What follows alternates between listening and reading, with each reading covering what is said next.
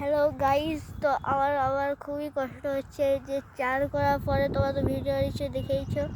আমরা এখন ঘর যাচ্ছি। আমাদের ঘর এখান থেকে 1.5 কিলোমিটার দূরে, 2 কিলোমিটার দূরে।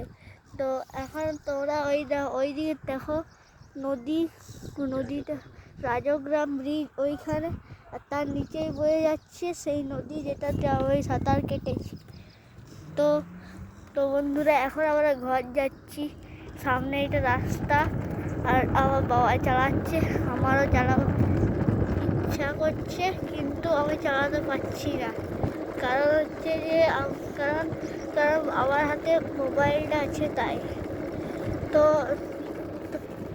আজকে তো বাবা আমাকে স্কুটি চালা শিখিয়ে দিয়েছে। ওই মোবাইলটার জন্য আমি পাচ্ছি না, তাহলে আমি চালাতাম। বাবা হাতটা ছেড়ে দেয়, এই হাত তুলে আছে, ওগুলো বাবা ছেড়ে দেয়, আমি চালাই ওটাকে নিজে নিজে। তো গাইস, তাই জন্য পঞ্চম দিন আমার সমাপ্ত হলো। আর পঞ্চম দিন সমাপ্ত হবে, ষষ্ঠ দিন, সপ্তম দিন, এই দুদিনের মধ্যে সাঁতার শিখতে পারি। আমার আর সাঁতার শিখতে হবে না, বাবা বলছে আর শিখাবে না।